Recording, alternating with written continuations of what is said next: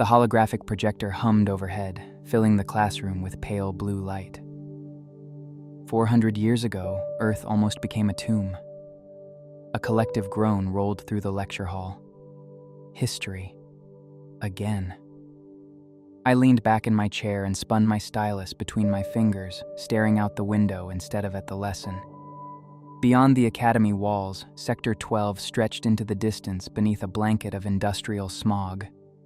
Rusted factories towered over the lower rings, their chimneys pumping dark clouds into the sky. Somewhere beyond them sat the upper echelons, clean streets, real sunlight filters, and people who never had to worry about ration credits. Are you listening, Kai? I blinked. The instructor stood at the front of the room with one eyebrow raised. "No, sir." A few students laughed. The instructor sighed. At least you're honest. The hologram behind him shifted to images of burning cities and massive alien ships descending through Earth's atmosphere. The extrants arrived in 2026.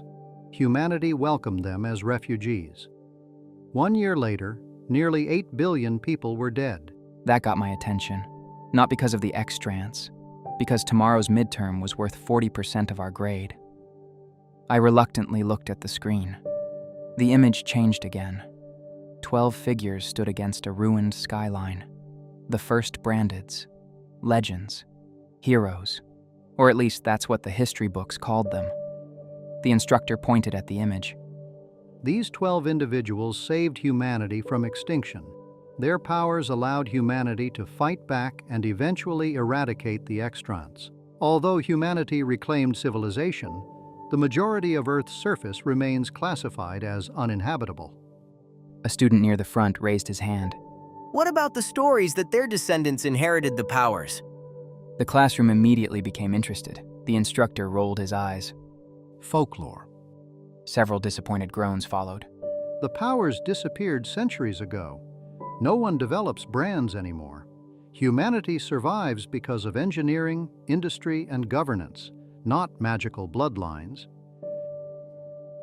That answer seemed to satisfy everyone except the conspiracy theorists. The dismissal bell sounded a second later. Students practically exploded out of their seats. I was one of them. The hallway erupted into chaos. Students poured out of classrooms in every direction, shouting over one another as they raced toward the exits. Lockers slammed shut. Shoes squeaked against the polished floor. Someone further down the corridor was already arguing about the answers to tomorrow's exam. I slipped my stylus into my pocket and joined the crowd. Hey, Kai! I turned just in time to catch a crumpled sheet of paper thrown at my face. Julian, of course. He was leaning against a locker with the kind of confidence only someone completely unprepared for tomorrow's midterm could have. You got the answers yet? No. You always get the answers. I study. Same thing. I rolled my eyes. Julian fell into step beside me as we headed toward the academy gates. Around us, students were splitting into their usual groups. Some headed toward the transit platforms. Others wandered toward the food stalls lining the main road. A few older students were already gathered near the recruitment board, pretending not to stare at it. Julian nodded toward them. Think you'll apply? I followed his gaze. The recruitment board stood near the entrance plaza, its massive digital display cycling through promotional videos. Oversight Guard Recruitment. Secure your future. Protect the last of humanity. A polished video showed uniformed soldiers marching through pristine streets somewhere in the upper echelons. Not a single patch of rust in sight. Not a single scrap heap. Not a single person worrying about ration credits. I looked away. Maybe. Julian nearly tripped. Maybe? You sound surprised.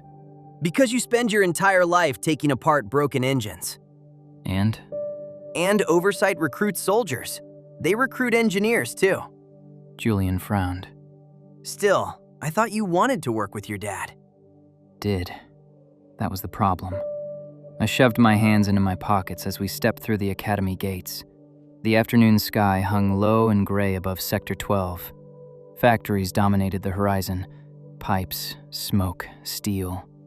Everywhere I looked, machines were keeping the sector alive. I loved that. Most people my age dreamed about uniforms and medals. I dreamed about building things, fixing things, understanding how they worked. I understood machines better than people. Machines made sense. Walls did too. They kept us alive. I just didn't realize they were also keeping us in.